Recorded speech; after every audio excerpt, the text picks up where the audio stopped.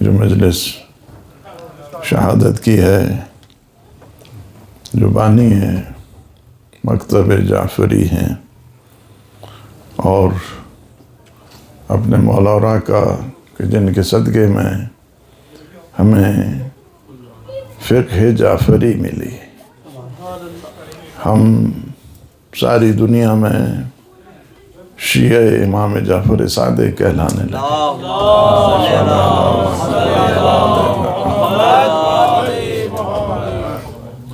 ہمیشہ تاکید کرتے تھے اس بات کے لیے، جب بھی کوئی ملتا تھا شیعوں میں سے تو پوچھتے تھے اتحدثون، تم جب ایک دوسرے میں ہماری باتیں کرتے ہو یا نہیں کرتے ہو، ہماری مجلس بپا کرتے ہو یا نہیں کرتے ہو، ہمارے لیے محفلیں سجاتے ہو یا نہیں سجاتے ہو۔ حذیل سے جب پوچھا تو کہا فرزند رسول ہم مجلس بھی بپا کرتے ہیں، محفل بھی بپا کرتے ہیں۔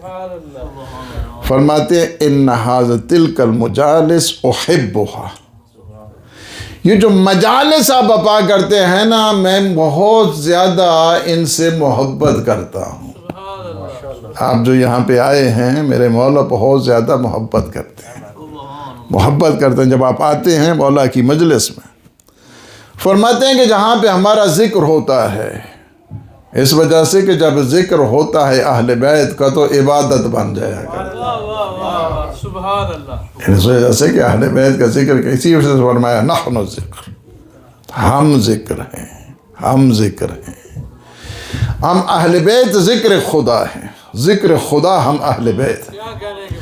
اس وجہ سے جو علی علی کرتا ہے وہ اللہ اللہ کر رہا ہوتا ہے، فرق نہیں پڑتا ہے۔ جو امام صادق صادق کرتا ہے وہ اللہ اللہ کر رہا ہوتا ہے، جو حسن حسن کرتا ہے وہ گویا اللہ اللہ کر رہا ہوتا ہے، جو حسین حسین کرتا ہے وہ اللہ اللہ کر رہا ہوتا ہے۔ فرماتے ہیں نحن ذکر، ہم ہیں ذکر، ہم ہیں ذکر۔ یعنی کیا ہے تمہیں اللہ کا ذکر کیسے پتہ چلتا اگر ہم نہ ہوتے؟ محمد والے محمد بلند تر صلوات۔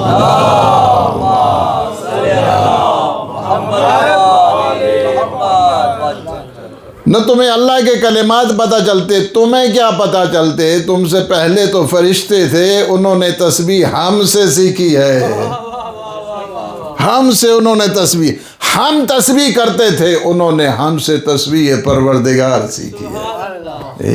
اس وجہ سے نحن کلمات اللہ، ہم ہیں اللہ کے کلمات، ہم ہیں اللہ کے کلمات۔ وہی کلمات وہ ہیں کہ لوگ ان البحر مدادا لکلمات ربی، اگر اللہ کے کلمات کو تم چاہو کہ سمیٹنا چاہو، انہیں لکھنا چاہو، لنفذ البحر قبل ان تنفذ کلمات ربی، تو پھر آپ کلمات پروردگار کو لکھنے کے لیے آپ کو ایک سمندر پانی کا چاہیے، دنیا کی شاپوں سے نہیں بلکہ آپ کو ایک سمندر۔ فرماتے ہیں سبعۃ ابحر، اگر ساتوں سمندر بھی جمع ہو جائیں تب بھی کلمات پروردگار کو لکھ نہیں سکتے۔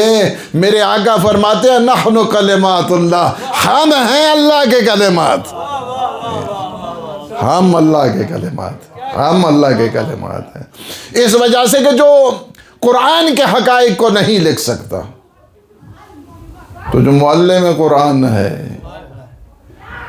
معلم قرآن ہے، انہی کے بارے میں تو فرمایا نا لو کانت الریاض اقلاما، اگر سارے کے سارے دنیا کے جتنے درخت ہیں سارے کلمے بن جائیں، والبحار مدادا، اور دنیا کے جتنے بھی بحار ہیں سارے کے سارے سمندر سیاہی کی صورت اختیار کر جائیں، سارے جن و انس اور ملک لکھنے اور کاؤنٹ کرنے میں مشغول ہو جائیں، لما فضا لما احصوا فضا الی علی ابن ابی طالب، ساری کلمیں ٹوٹ جائیں گی، سارے انسان ختم ہو جائیں گے، سارے بہار خشک ہو جائیں گے، لیکن میرے بھائی علی ولی کے فضائل ختم نہیں ہوں گے۔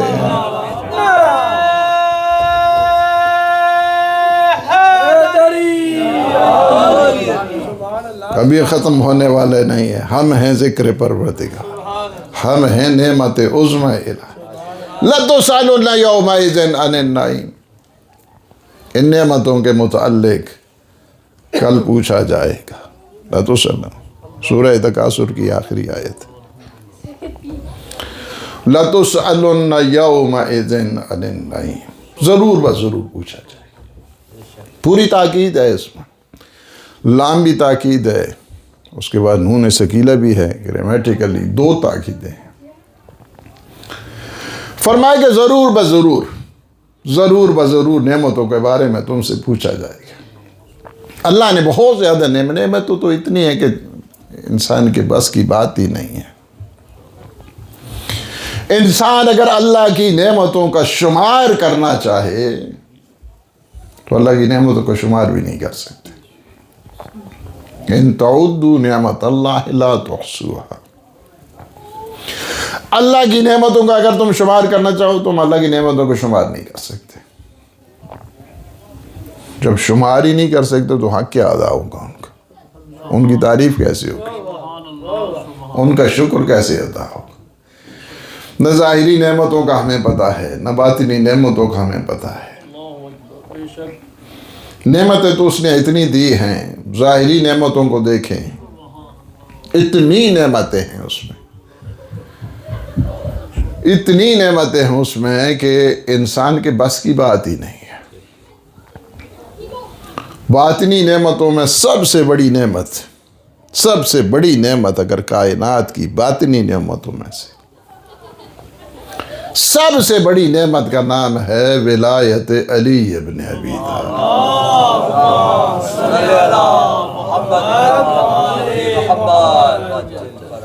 سب سے بڑی نعمت یہ جو معصومین علیہ السلام کا وجود مقدس ہے کہ جن کی وجہ سے اللہ نے ہمیں ہدایت دی ہے, جن کی وجہ سے اللہ نے ہمیں انسان بنایا ہے.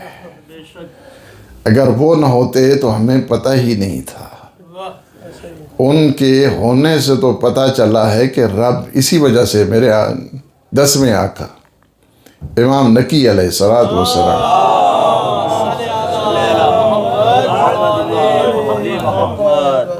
فرماتے ہیں بنا عرف اللہ, ہم وہ ہیں کہ جن کی وجہ سے تم نے خدا کو پہچانا ہے. تمہیں کیا پتا تھا خدا کیا ہے؟ ہماری وجہ سے ہماری وجہ سے تمہیں خدائی ملی ہے. تمہیں خدا ملا, ہماری وجہ سے ملا. بنا عرف اللہ, ہماری وجہ سے زیارت جامع, ہماری وجہ سے تمہیں یہ معرفت ساری ملی ہے. اس وجہ سے سب سے زیادہ شکر بجا لانے کی جو ضرورت ہے. ورنہ ہمیں کیا پتہ تھا؟ نہ ہمیں نماز کا پتہ, نہ ہمیں روزے کا پتہ, نہ ہمیں دین کا پتہ, نہ ہمیں شریعت کا پتہ, نہ ہمیں اللہ کے ارادے کا پتہ چلا, نہ ہمیں اللہ کی مشیت کا پتہ چلا. ہمیں کیسے پتہ چلتا ہے؟ ہمیں کیسے پتہ چلتا ہے؟ ہم تو سارے ناقص, ہمیں تو نہیں پتہ چلتا نا. لہذا اللہ نے مثلا جو ہے نا, اللہ کہتا ہے کہ ہم نے ارادہ کیا ہے. اچھا, اللہ نے ارادہ کیا ہے تو اللہ کے ارادے کا ہمیں کیا پتہ چلا؟ ہمارے پاس جبریل آئے بتانے کے لیے. ہمیں کیسے پتہ چلا؟ ہمیں پتہ چلا نبی کے ذریعے اور علی کے ذریعے. جی, ہمیں کیسے پتہ؟ ہمیں ہر دم کتنا بڑا اللہ نے احسان کیا ہے. عالم برزخ میں کیا ہوتا ہے ہمیں کیا پتہ ہے؟ مرنے کے بعد اس پتہ چل جائے گا نا سب کو. دنیا میں کس نے بتایا آپ کو برزخ کے بارے میں کیا ہوگا؟ عالم قیامت میں کیا ہوگا کس نے بتایا؟ معصومین نے بتایا. احکام جتنے ہیں سارے معصومین نے سکھایا. اخلاقیات جتنی ہیں ساری معصومین نے ہمیں سکھایا. دین سارا جتنا ہے وہ سارے کے سارا معصومین نے ہمیں سکھایا. کتنا بڑا ان کا احسان ہے ہمارے پر, کتنا بڑا احسان. یعنی کہ کتنی بڑی اللہ کی نعمت ہے. لَتُسْأَلُنَّ يَوْمَئِذٍ عَنِ النَّعِيمِ. ساری کی ساری اگر ایک انسان تصرف کرتا رہے نعمتوں کے اوپر, پہلے کر لو حاجیو اجر رسالت و ادا, سنتے ہیں مقروض کو حج پہ نہ جانا چاہیے. تمہیں پتہ ہی نہیں اجر رسالت کیا ہے، تم تصرف کرتے جاتے رہے ہو، تصرف کر رہے ہو دین کے اندر، شریعت کے اندر۔ اسی وجہ سے جو اسی طرح تصرف کرتے رہتے ہیں نا، ہم بڑی بڑی نمازیں، ہم بڑے بڑے روزے، ہم بڑی بڑی عبادات، ہم بڑی بڑی، قیامت کے دن آئے گا کہ بعض کے اعمال کوہ احد کے پہاڑ جتنے ہوں گے۔ کتنے چڑھے ہیں کوہ احد کے؟ بعض تو بہت تیزی کے ساتھ چڑھے ہیں۔ صلوات برحم قرآن نے بھی کہا ہے جی،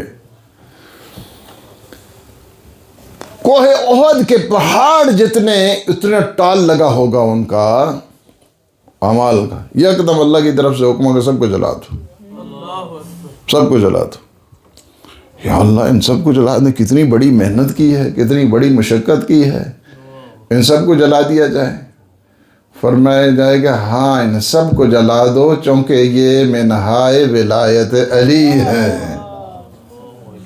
ایسے اعمال کی کوئی فائدہ نہیں، ایسے اعمال کی جو شرط ہے نا، شرط قبولیت عمل ولایت علی ابن ابی طالب ہے۔ اس وجہ سے لَتُسْأَلُنَّ يَوْمَئِذٍ عَنِ النَّعِيمِ، سب سے بڑی نعمت، سب سے بڑی نعمت۔ اس وجہ سے آج سب سے بڑی نعمت کا بھی ذکر ہے۔ امام کی اتنی بڑی نعمت، امام کی اگر سیرت میں دیکھیں 900 ہلکے کلاسوں کے ہوتے تھے۔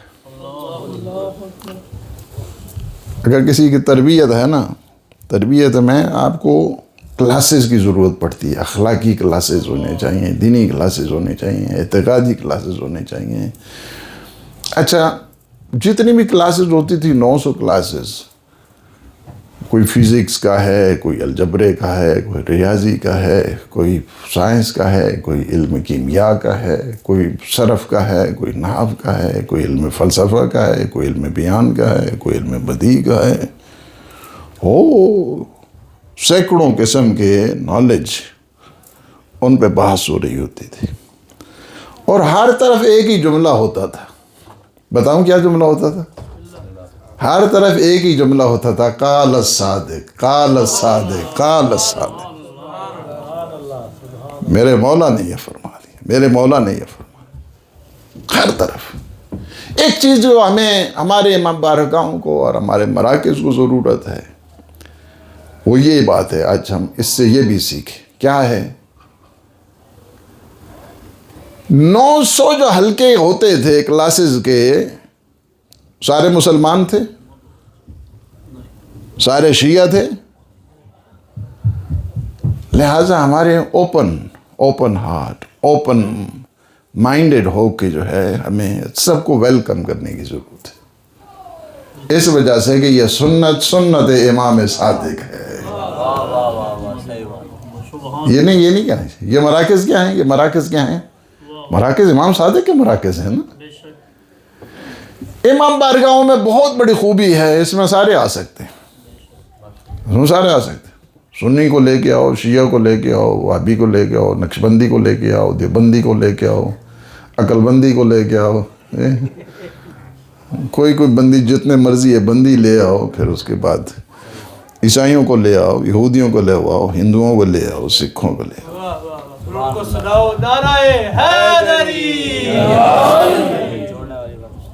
اس وجہ سے کہ یہ سنت امام صادق ہے، لہٰذا کھلے دل کے ساتھ، کھلے دماغ کے ساتھ۔ ہمارے ہاں دیکھیں نا، ہم اپنے جوان مثلا کسی بھی محفل میں جاتے ہیں، پوچھتے ہیں ہم سے، ہم فلاں جگہ جائیں، ہم کہتے جاؤ، جانے میں کیا حرج؟ ہم تھوڑے کہتے ہیں کون سے عالم ہے کسی نے منع کیا ہے کہ فلاں جگہ نہیں جانا ہے، آپ نے سنیوں کی محفل میں نہیں جاؤ، وہابیوں کی محفل میں نہیں جاؤ، نقشبندیوں کی، دیوبندیوں، کسی محفل میں کسی نے منع کیا ہے؟ کوئی سنے؟ ہم تو منع نہیں کرتے ہیں، ہم کبھی منع نہیں کرتے۔ وہ دوسرے ہیں منع کرتے ہیں، اس میں نہیں جاؤ۔ سوال پوچھو تو کہا شیعہ کے پاس بیٹھے ہو، سوال پوچھو تو شیعہ کے پاس بیٹھو۔ وہ شیعہ کے ساتھ اس کا کیا رابطہ ہے سوال پوچھنے کا؟ ہم کبھی اپنے جوان کو نہیں کہتے نہ جاؤ، جدھر مرضی ہے جاؤ، کرسچن کے یہاں جانا چلے جاؤ، ان کے یہاں محفل ہوئی چلے جاؤ، سنیوں کہ اور چلے جاؤ، ہم نے بس ایک کام کیا ہے، ان کا پلو باندھ دیا ہے، علی کے ساتھ ہمیں کوئی فکر نہیں ہے، ہمیں کوئی نہیں، ہمیں کچھ نہیں، اس لیے کہ جسے علی مل گیا اسے کیا نہیں ملا، اس وجہ سے کوئی ہمیں فکر کی بات ہی نہیں، فکر کی کوئی کچھ نہیں۔ امام کے ہاں وہ جو اتنی بڑی بڑی کلاسز ہوتی تھیں، بڑی بڑی کلاسز ہوتی تھیں، سارے شیعہ نہیں تھے، نہ سارے سنی تھے، نہ سارے وہابی تھے، نہ سارے دہریے تھے۔ امام کے ہاں جو کلاسز ہوتی تھیں، کلاسز جو امام کے ہاں تھیں، اس میں ہر ایک آتا تھا، ہر ایک کو پرمیشن تھی۔ نعرہ تکبیر، نعرہ رسالت، یا رسول اللہ، علی کل ایمان، نعرہ حیدری، محمد والے محمد بلند تر صلوات۔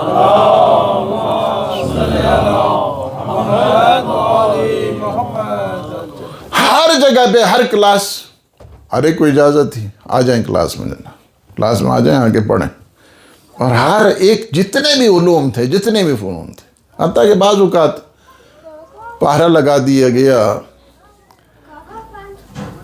امام کے پاس جو بھی آئے گا اسے ایک درہم جرمانہ دینا پڑے گا، جرمانہ۔ اچھا، اب اگر آپ کو کہا جائے باہر جو ہے نا وہ ایک جو ہے نا وہ بیٹھے ہوئے ہیں، جو بھی اندر آئے گا ایک پاؤنڈ جو ہے نا جرمانے کے طور پہ دینا ہے، تو کتنے لوگ آئیں گے؟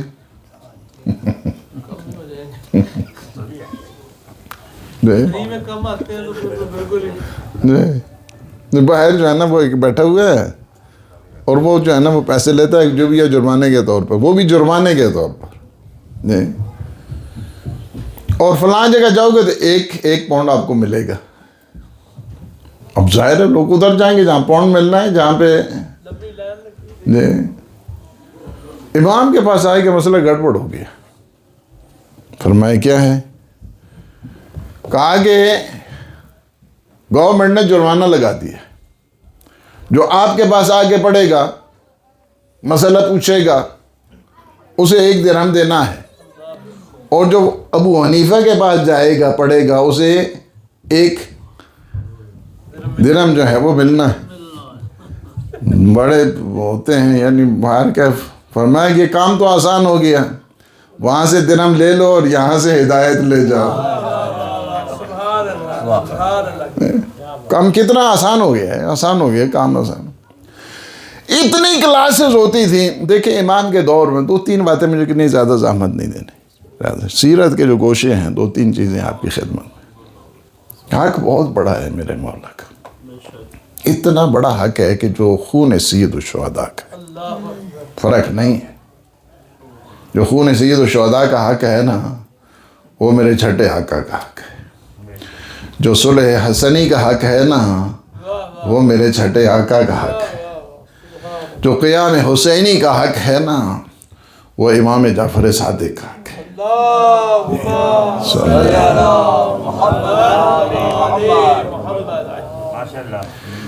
سارے کے سارے یہ جو آتے تھے کلاسز، 2-3 چیزیں جو ہے نا مجھے، ساری دور بہت عجیب قسم کا تھا، سارے ہر ایک کو فیض پہنچاتے تھے بہت زیادہ۔ بعض جذباتی بھی ہوتے تھے، ہمارے ہو جاتے ہیں نا بعض شیعہ جذباتی ہوتے تھے۔ یہ جو مفضل ہیں، توحید مفضلہ کتاب دیکھ رہے ہیں، یہ کسی نے ان سے بات کی خدا کے بارے میں اور عجیب و غریب باتیں کی خدا کی، یہ بڑے جذبات میں غصے میں آ گئے، اسے لڑنے لگے۔ اسی غصے کی حالت میں امام سے ملے، فرمایا کیا ہو گیا ہے، کیوں اس طرح؟ کہا کہ اتنی بدتمیزی کر رہا تھا توحید کے بارے میں۔ تو فرمایا تم میرے چاہنے والے ہو، تم دلیل کے ذریعے بات کیا کرو۔ اور کل سے آؤ، میں تمہیں 2-3 جو ہے نا کلاسز تمہاری الگ سے تمہیں میں دوں گا، 3 لیکچر۔ یہ جو توحید مفضل سب سے بڑا توحید کا جو شاہکار ہے، میرے مولا کے 3 درس ہیں، 3 درس ہیں۔ توحید مفضل کیا ہے؟ 3 درس فقط 3 درس توحید مفضل پڑھیں. توحید مفضل کو یہ باتیں سننے کی نہیں ہوتی ہیں، سمجھنے کی بھی ہوتی ہیں، اور اس کو ریویو کرنے کی بھی ہوتی ہیں، اور سمجھنے کی بھی ہوتی ہیں. توحید مفضل بہت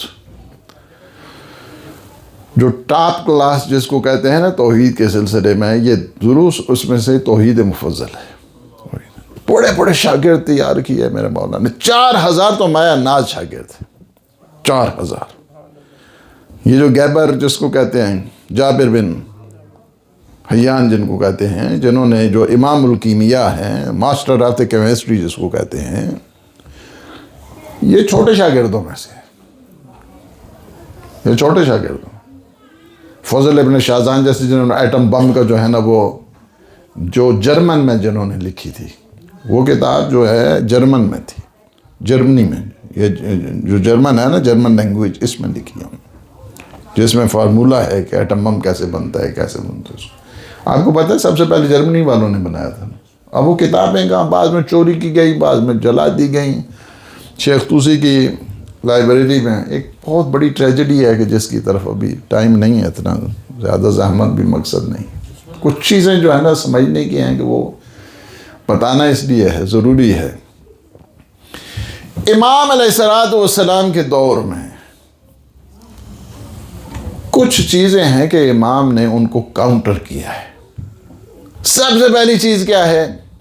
عقائد کے سلسلے میں جو انحرافات تھے، آئیڈیالوجیکل ڈیویشن جس کو کہتے ہیں، جی آئیڈیالوجیکل، یہ جو عقیدتی اعتبار کے ساتھ انحرافات تھے اس ٹائم بہت زیادہ تھے، بہت زیادہ تھے. میں نے بھی بتایا نا، آگے توحید کی بدتمیزی بھی کرتے تھے، ساری عجیب و غریب قسم کی باتیں بھی ہوتی تھی. امام نے اپنے شاگردوں کو ایک چیز سکھائی، ہمیشہ برہان سے بات کرو، دلیل سے بات کرو، ہمیشہ ایویڈنس سے اور پروف سے بات کیا کرو. یہ ہے. اس وجہ سے کہ جذبات میں آنے کی کیا ضرورت پڑی ہے؟ آپ دلائل آپ کے پاس ہیں، براہین آپ کے پاس ہیں، امام زمانہ کی تائید آپ کے ساتھ ہے. تو کیا ضرورت ہے آپ کو پریشان ہونے کی؟ کیا ضرورت ہے؟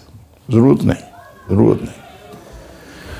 اس وجہ سے بہت زیادہ جو یعنی اس بعض یعنی آپ دیکھیں کہ اب میں وہ نام نہیں لیتا، چونکہ نام لوں تو نام چونکہ بہت ہی سیم ہے، ریکارڈ بھی ہو رہا ہے، اور میں اس میں نام البتہ آپ کو میری باتوں ہی سے پتہ چل جائے گا. وہ امام کو خدا کہتا تھا، یعنی بعض غلی تھے نا. آپ اس کا چھٹے امام کے دور میں ابن خطاب جو ہے نا، صحیح نام اس کا، پہلا نام بھی وہی. تو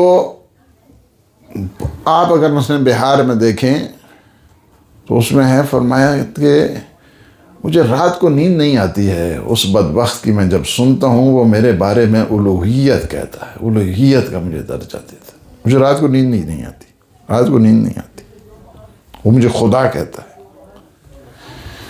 میرے بارے میں الوہیت کا وہ نظریہ رکھتا ہے، اور لعنت بھیجتا. رات کو جاگتا ہوں تو میں اس پہ لعنت بھیجتا ہوں. یعنی یہ ہے.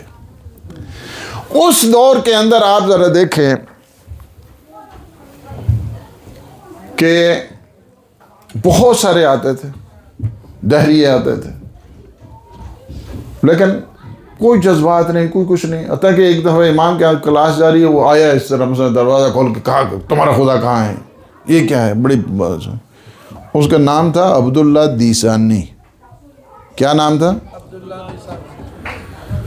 تو فرمایا کہ کوئی سلام کرو، کوئی کلام کرو، کوئی آداب سیکھو، بولنے کے طرح سیکھو. کوئی بات نہیں ہے سر، اپنا نام ہی تو بتا دو، اور اس کے بعد ہم تمہیں بتاتے ہیں، خدا کے وجود کے اوپر دلیل بھی دیتے ہیں. وہ وہیں دروازے پہ تھا، پیچھے کھسک گیا، وہیں چلا گیا باہر سے. اب جو صحابی تھے وہ بڑے حیران ہو گئے کہ ابھی تو آیا تھا اتنے جذبات میں، اتنے ایموشن میں، اور چپ کر کے جانا چلا گیا. تو مولا سے جب پوچھا، فرمایا وہ اپنی ہار مان کے چلا گیا.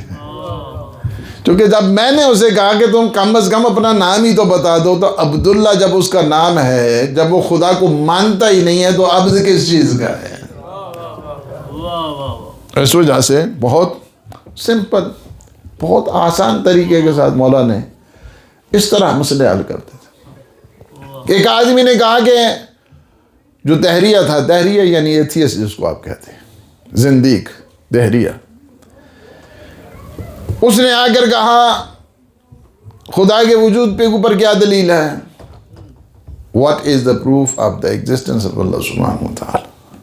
What is the evidence? خدا کے وجود کے اوپر کیا دلیل ہے؟ میرے مولا نے فرمایا تیرا اپنا وجود، تیرا اپنا وجود خدا کے وجود کے اوپر دلیل ہے۔ کہا وہ کیسے؟ فرمایا تو نے اپنے آپ کو خلق کیا ہے؟ کہا نہیں۔ کہا جس نے تجھے خلق کیا وہ تیری طرح کا ہے؟ کہا نہیں۔ فرمایا جہاں پہ اس سلسلے کی منتہا ہوتی ہے وہی خدا ہے۔ سمپل سمپل، کوئی اتنا جو ضرورت نہیں تھی۔ یعنی کیا ہے انسان، یعنی ہمیشہ معرفت کا آغاز یہیں سے شروع ہوتا ہے، اللہ کی خالقیت سے۔ انسان اگر یہ سمجھ جائے کہ میرا خالق ہے، میرا مالک ہے، میرا رب ہے، اس کے بعد یعنی ایک چیز کو جو انحرافات تھے، بہت زیادہ انحرافات تھے عقیدتی اعتبار کے ساتھ چھٹے آقا کے دور میں، بہت زیادہ تھے۔ یہی میں نے بتایا نا، بعض ان کو خدا کہتے تھے، سختی کے ساتھ منع کرتے تھے۔ بعض ایسے تھے بالکل زندیق دہریہ ٹائپ، اس قسم کے، وہ بھی کلاسز میں آتے تھے۔ اچھا، بعض جتنے بھی، میں آپ کو ایک چیز بتاؤں، میں کہتا ہوں اپنے شیعوں کو، اپنے جوانوں کو، اپنے بچوں کو یہ کہتا ہوں کہ تم ہمیشہ سر اٹھا کے چلا کرو۔ تم جنہیں مانتے ہو یہ کسی کے علم حاصل کرنے کے لیے نہیں گئے، سارے ان کے پاس ہی علم حاصل کرنے کے لیے آئے۔ ایسے کیا ہے، سب آئے ان کے پاس، سب آئے ان کے پاس۔ اسی وجہ سے ہر ایک نے لولا کہا ہے، ہر ایک نے کہا ہے۔ امام ابو حنیفہ نے بھی یہی کہا ہے، لولا السنتان لہلک النعمان، اگر 2 سال میں اپنے مولا اور آقا امام جعفر صادق کا شاگرد نہ رہتا تو نعمان ہلاک ہو جاتا۔ یعنی کیا ہے، نعمان بن ثابت نام ہے، ابو حنیفہ نام نہیں ہے۔ ابو حنیفہ، امام ابو حنیفہ جو کہتے ہیں ہمارے سنی بھائی، حنفی جو کہتے ہیں امام ابو حنیفہ کو نیت ہے، نام نعمان بن ثابت، نعمان بن ثابت۔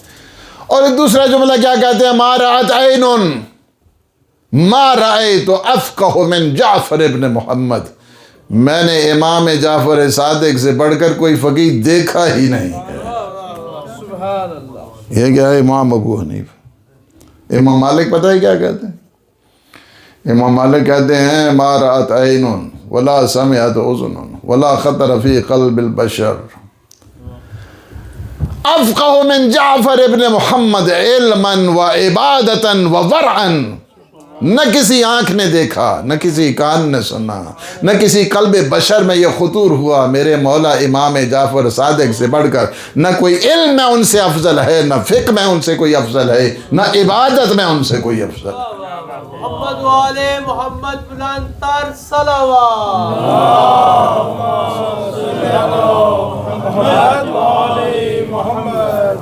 ہمیں اللہ کا شکر ادا کرنا چاہیے کہ ہم چھٹے آقا کے ماننے والے، چھٹے آقا کے ماننے والے۔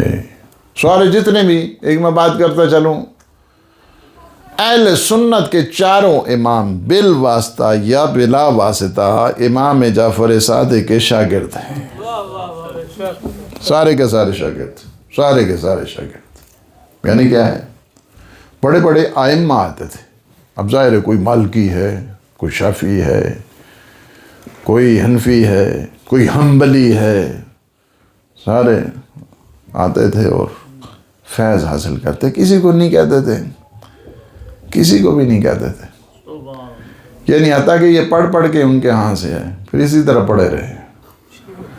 تو یعنی عالم یہ ہے کہ پھر بھی کہتے تھے قیاس مت کیا کرو، قیاس مت کیا کرو، نہ کیا کرو قیاس۔ میں نے سنا ہے کہ تم بغداد میں جو ہے نا وہ قیاس کرتے ہو کہا ہاں جب قیاس کر لیتا. فرماتے ہیں سب سے پہلے قیاس شیطان نے کیا تھا. دین خدا میں قیاس نہ کیا کرو. اچھا اگر تم قیاس کرتے ہو تو یہ مجھے بتاؤ, ایک مسئلہ بتاؤں, ایک مسئلہ وقت بات ختم کروں.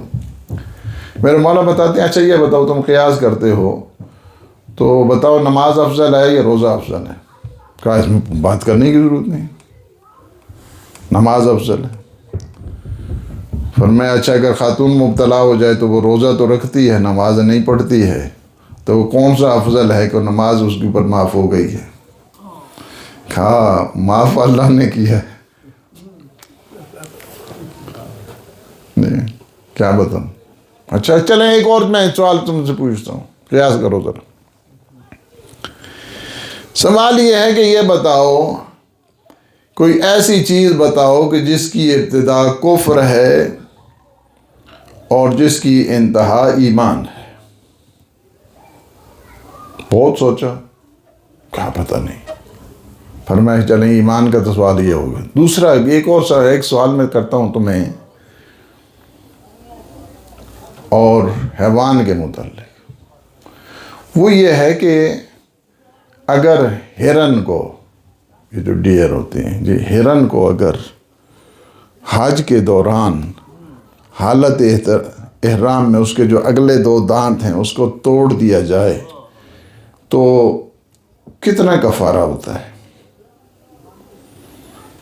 کہا کہ پتہ نہیں ہے. اچھا ایک اور سوال کرتا ہوں. ایک ایمان کا سوال کیا, ایک انسان کا سوال کیا, ایک حیوان کا سوال کیا.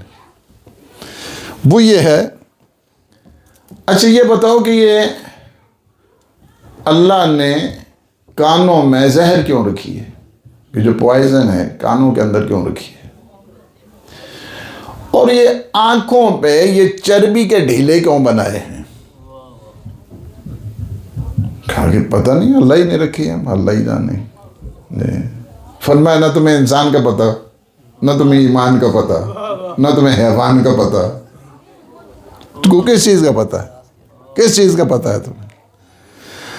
کہا آپ بتائیے, جواب دیجئے. میرے مولا نے تینوں کا ایمان کے بتایا. فرمایا کہ وہ چیز کہ جس کی ابتدا کفر ہے اور انتہا ایمان ہے وہ کلمہ ہے لا الہ, کفر ہے, الا اللہ ایمان ہے. اور وہ چیز جو میں نے کہا ہے کہ اگر رباعیہ دانت جو آگے والے دانت ہیں وہ ہرن کے دانت ہوتے ہی نہیں تو کفارہ کس چیز کا ہوگا؟ نہیں, اس کے دانت ہی نہیں ہوتے. اور جو دوسرا میں نے کہا کہ کانوں میں اللہ نے زہر اس وجہ سے رکھی ہے تاکہ کوئی اگر حشرات میں سے جائے تو وہ زہر کو کھا کے مر جائے. یہ زہر حفاظت کے لیے اللہ نے رکھی ہے. پردہ بہت نازک ہوتا ہے کانوں کا, اس وجہ سے اللہ نے یہ چربی کے ڈھیلے اس وجہ سے بنائے ہیں تاکہ گرمی سے گرمی, شدید گرمی میں, آپ نے دیکھا ہے, آپ پتہ نہیں گئے ہیں 40 مائنس میں گیا ہوں, مجھے پتہ ہے, آنکھوں کو کچھ نہیں ہوتا ہے. وہاں پہ کراچی چلے جائیں, یہ جاکاباد چلے جائیں, وہاں پہ گرمی جو 50-60 سے اوپر جاتی ہے, پگھل جاتا ہے, آنکھوں کو کچھ نہیں ہوتا ہے. یہ میرے اللہ کا کرم ہے, اس نے چربی پہ میں آ کے سردی اور گرمی کا اہتمام کر دیا. یعنی کیا ہے کہ اب اس دوران جو عقیدتی انحرافات تھے میرے مولا نے بہت زیادہ, اس کے بعد کچھ اخلاقی قسم کے بھی مسائل تھے اس دوران بھی, یعنی عملی اعتبار کے ساتھ بھی بہت سارے تھے. اب ظاہر ہے لیکن ہر ایک کو تاکید کرتے تھے نہیں یہ کام غلط کیا, یہ کام یہ نہیں. ایک آدمی کے جس کے بہت زیادہ اونٹ تھے, ہر ایک کی جاب مختلف ہوتی ہے نا. اب ڈاکٹر ہے اس سے تو زیادہ وہ نہیں پڑتی ہے نا. اب مثلا ایک باس ہے, اس کی زیادہ انٹریکشن تو عوام سے نہیں ہوتی ہے, لہٰذا اس میں کوئی اتنا وہ بد اخلاقیوں کا بھی سلسلہ نہیں, چونکہ لوگ آتے ہی نہیں. اب ایک ہیڈ ہے فرض کیا, اس کو ملتے ملتے ممکن 1 مہینے کے بعد کی اپائنٹمنٹ ملے. اب اس کے لیکن ایک مثلا گاڑی چلاتا ہے, ٹیکسی چلاتا ہے, ٹرانسپورٹ کا کسی کا کام ہے, اس کی جاب, اس کی نیچر اس قسم کی ہے کہ اسے دن میں انٹریکشن کرنا پڑتا ہے کئی لوگوں کے ساتھ. مثلا ریسیپشن پہ ایک ہے, ظاہر ہے جس طرح آج کل ہوتا ہے نا ریسیپشن پر ٹالنا ہی کام ہے، دیکھنا نہیں ہے، بس جب بھی آ جائے ٹال دو اس کو اس طرح۔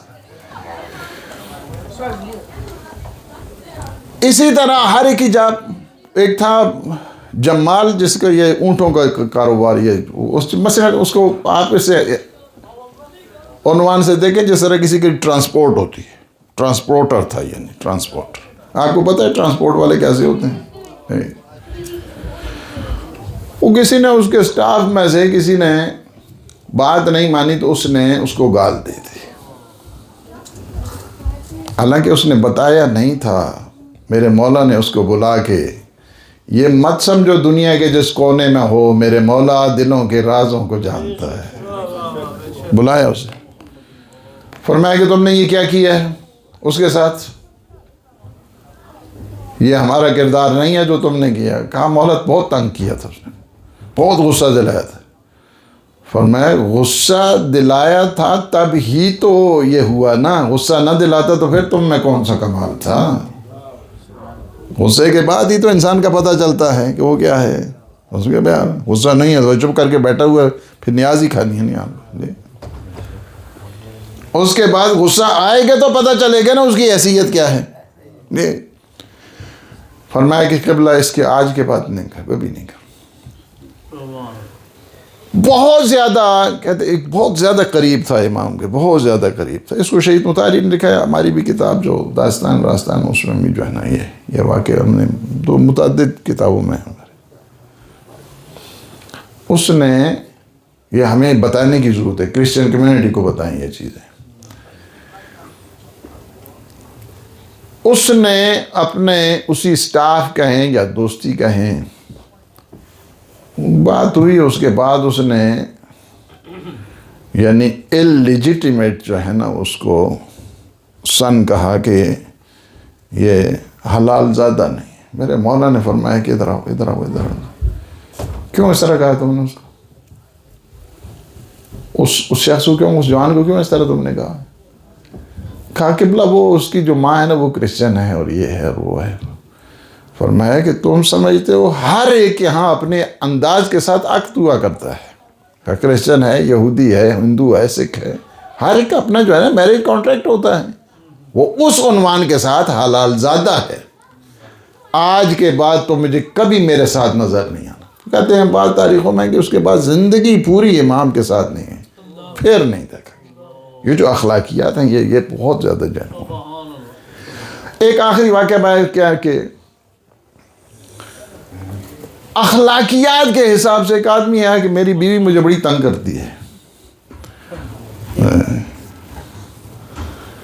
بعض مرد بھی تنگ کرتے ہیں، ضروری تھوڑا ہوتا ہے بیوی تنگ کرتی ہیں، شوہر بھی تو تنگ کرتے رہتے ہیں۔ بات کو تھوڑا سا جو ہے نا بیلنس کرنا چاہیے۔ تو بہت زیادہ جو ہے نا بہت زیادہ تنگ کرتی ہیں، بہت زیادہ باتیں کرتی ہیں۔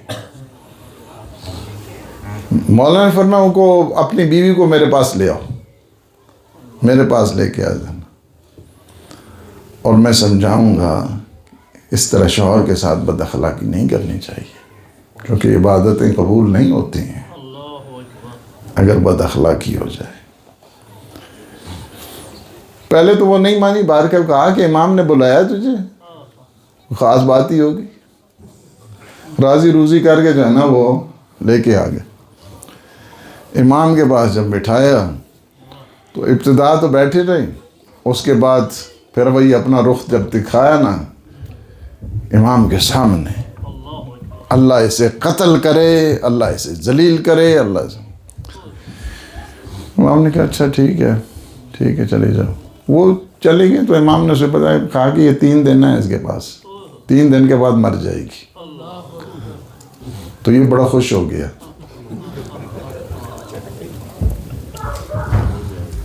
کہ 3 دن کے بعد آزادی جو ہے نا اس کو مل جائے گی۔ لیکن اگر مرد بھی اسی طرح کریں تو اس کے بھی یہی سزا ہے، یہ مات یاد رکھو ہمیشہ۔ یعنی مرد بھی اگر بدتمیزی کرے، بد اخلاقی کرے، بڑی سخت قسم کی سزا ہیں اس کے لیے۔ جیسے سعد ابن معاذ کا آپ نے ایک ہماری مجلس میں سنا ہے، وہ بھی سعد ابن معاذ کے واقعہ سنایا تھا نا آپ کو. ہاں وہ مردوں کے بارے میں تنبیہ ہے اور یہ عورتوں کے بارے میں تنبیہ ہے. یعنی کیا ہے کہ ہر دفعہ جو بھی ہوتا تھا، یعنی جتنے بھی مسائل تھے مولا کی زندگی میں اگر آپ دیکھیں، انحرافات جیسے بھی تھے، خواہ وہ عقیدتی انحراف تھا یا اخلاقی اعتبار سے انحراف تھا یا عملی اعتبار کے ساتھ انحراف تھا، فوراً جو ہے نا اس کا ایکشن لیتے تھے. ایکشن کہتے نہیں یہ صحیح نہیں. اس وجہ سے، اور بالخصوص جو آپ کے شیعہ ہوتے تھے ان پہ تھوڑی سی زیادہ اس وجہ سے فرماتے تھے کہ نہیں ہمارے شیعوں کا یہ کام نہیں. 14 جو ہے وہ شرطیں بتائی ہیں شیعہ کی، 14 شرطیں ہیں شیعہ کی. امام نے، تمام کروں بات، امام کی زندگی بنو امیہ کے 9 بڑے حکمران دیکھے ہیں. 9 حکمران دیکھے. آخری حکمران جو تھا نا اس کا نام تھا مروان. اس کو حمار بھی کہتے تھے، ہمارے گدے کو ویسے کہتے ہیں مروان حمار، الحمار کہتے تھے. یہ آخری تھا بنو امیہ کا، اور اس میں یہ تھا کہ وہ جو صفاح ان کا پہلا ہے بنو عباس کا، یہ صفاح لوگ یہ کالے کپڑے پہنتے تھے، علم اٹھاتے تھے، اپنے آپ کو کہتے تھے ہم تو ہلکے بناتے تھے. انہوں نے نام اہل بیت کے استعمال کیا ہے حکومت میں آنے کے لیے، اور جب حکومت پہ آئے تو سب سے زیادہ جو مظالم ہیں وہ انہی بنو عباس نے کیے. یعنی یہ 9 حکمران دیکھیے. آخری جو حاکم تھا بنو امیہ کا وہ تھا مروان حمار تھا. یہ جب عراق کے اوپر چڑھائی کی اسی صفوان نے، اور یہ 1 لاکھ لے کے گیا. میں آپ کو یہاں سے اور بھی بتاتا ہوں، یہاں پہ اگر آپ سمجھنا چاہیں، 1 لاکھ کی فوج تھی. اب وہ فوج کیا ہے، آہستہ آہستہ جس طرح یہ فوجیں جو ہے نا ابھی گئی ہیں واپس، یہ مروان حمار کی طرح فوجیں کمزور ہونے سے، تو اس کو پیشاب آ گیا. یہ گھوڑے سے اترا، پیشاب کر گھوڑا بھاگ گیا. گھوڑا جب بھاگا، لوگوں نے دیکھا، فوجیوں نے دیکھا، انہوں نے کہا وہ تو قتل ہو گیا. لوگ بھی بھاگ گئے. اب جب لوگ بھاگے، اس کے بعد یہ ملا کسی اور کو، وہی کوئی بنی عباس کے ایک عام آدمی تھا، سپاہی، تو اس نے ایسے دیکھا، اس کو قتل کر دیا. یعنی پوری بنو امیہ کی گورنمنٹ اس پیشاب کی نظر ہو گئی. یعنی پوری کی پوری، سارے کے سارے. میں اس کو مذاق نہیں بلکہ اس کو صحیح سیریس اس کو مسئلہ. اس وجہ سے کہ جب مولا نے ایک دفعہ پوچھا نہیں سے حاکم سے، کہا کہ اگر تمہارا پیشاب بند ہو جائے تو تمہیں کہیں گے آدھی حکومت دے دو، تو یہ کرو. انہوں نے کہا دے دوں گا. کہا پھر بھی نہیں. کہا پھر بھی. فرمایا کہ ہم وہ اہل بیت وہ ہیں کہ ایسی مرض ہمیں نہیں لگتی ہے، ایسی مرض ہمیں نہیں لگتی. یعنی کیا ہے، یہ جو اس کے بعد چلتا رہا، جو زمانہ آ گیا منصور دوانے کی، یعنی بہت منصور دوانے کی وہ ہے کہ جو بار بار کہتا تھا امام کو آپ ہمارے پاس آتے نہیں ہیں. فرمایا کیوں آئے تمہارے پاس؟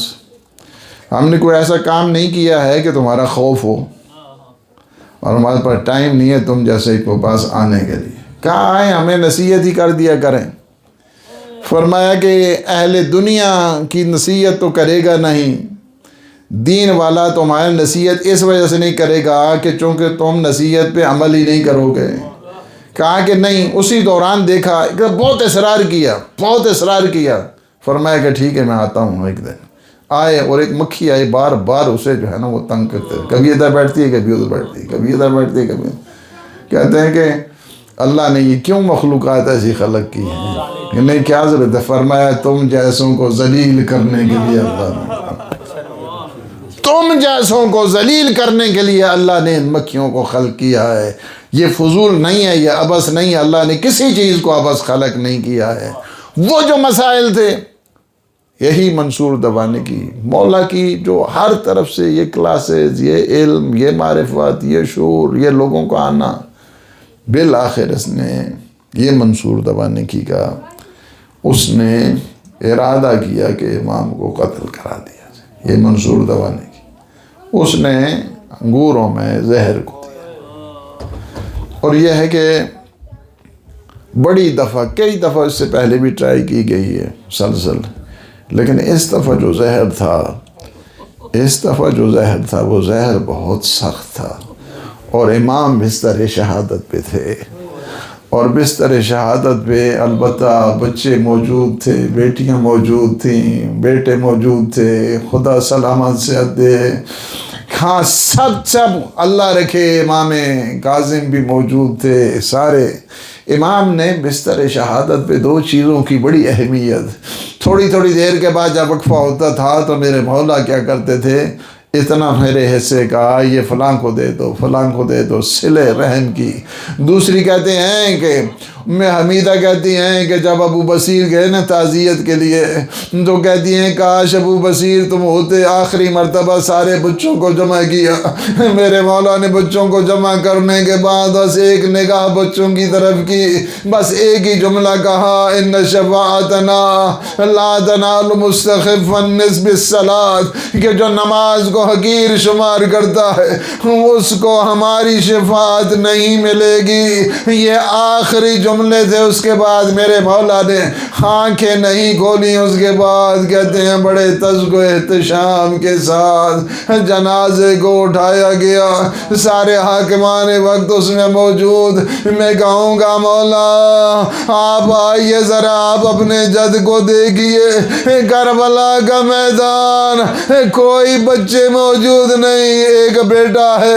تاریخ یہ کہتی ہے قبیلہ بنی اسد والے آتے ہیں، بہت پریشان ہوتے ہیں کیسے دفنائیں، کیونکہ دفنانے کے لیے تو سر نہیں ہے۔ ہر ایسے میں دیکھا کوفہ سے ایک جوان آ رہا ہے اور یہ کہہ رہے ہیں پریشان نہ ہو، میں تمہیں بتاتا ہوں، آؤ یہ حبیب ابن مظاہر کا لاشا ہے، آ جاؤ یہ بریر حمدانی کا لاشا ہے، آ جاؤ یہ مسلم ابن اوسجا کا لاشا ہے۔ ایسے میں آنے والے نے اپنے سینے پہ ہاتھ رکھا، ہاں ایک چیخ بلند ہوئی، قبیلہ بنی اسد کا سردار کہتا ہے یہ کس کا لاش؟ کہا کہ یہ ہم شکل پیغمبر کا لاش، ہم شکل پیغمبر کا لاشا ہے۔ اس کے بعد اپنے بابا کی خاص مرکز اطہر تیار کرنے کے بعد ایک جملہ لکھا، ھذا قبر ابی الذی غدلوا ادشانا، یہ میرے بابا کی قبر ہے جسے 3 دن کا پیاسا ذبح کر دیا گیا۔ اس کے بعد کہتے ہیں جب قبیلہ بنی اسد نے کہا نا ہم جاتے ہیں، فرمایا نہیں، ایک لاش ابھی فرات کے کنارے باقی ہے۔ کہتے ہیں جب مولا عباس کی کہا، ان کی لاش کو لایا گیا، قبر میں اتارا گیا، میرے مولا فرماتے ہیں جب تک میں نہ بولا اس وقت تک نہیں آنا، کافی دیر ہو چکی تھی۔ قبیلہ بنی اسد کا سردار کہتے ہیں میں نے آ کر دیکھا، قبر کے پاس بڑا عجیب منظر تھا، امام سجاد کا سر اپنے چچا کے سینے پر تھا اور بس ایک ہی جملہ کہہ رہے تھے، میرے غیور چچا آپ تو آرام کے ساتھ سو رہے ہیں، آئے اپنی بہنوں کو دیکھیں، آئے ان کے سر پہ چادر۔ اللہ لعنت اللہ علی القوم الظالمین وسيعلم الذين ظلموا أيّ منقلب ينقلبون۔ خدایا بحق محمد وآل محمد ہماری اس عبادت کو اپنی بارگاہ منظور و مقبول فرما، ہمارے گناہوں سے عفو درگزر فرما، ہمیں اپنے خالصین اور مخلصین بندوں میں شمار فرما۔ پروردگار جتنے مومنین مومنات حاجات لے کر آئے ہیں، باب الحوائج کا صدقہ ہے، باب الحوائج کے بابا کا ذکر ہے، پروردگار ان کی حوائج شرعیہ کو پورا فرما۔ خدایا بحق محمد و آل محمد جتنے مومنین مومنات اس دنیا سے رخصت ہو گئے ہیں، اور بالخصوص حاضرین مومنین مومنات، شہدائے عزیز اور جہاں جہاں بھی شہدائے ماہ مبارک رمضان میں بڑی بڑی شہادتیں ہوئی ہیں، پروردگار ان سب درجات ان کے عالی ہیں، انہیں متعالی فرما۔ خدایا بحق محمد و آل محمد عالم اسلام کو سر بلند فرما، عالم طاغوت کو نابود فرما، مولا امام زمان قطب عالم امکان کی ظہور کو نور میں تعجیل فرما۔ اللہم عجل ولیک الفرج والعافیت والنصر۔ اللہم صلی علی محمد و آل محمد وعجل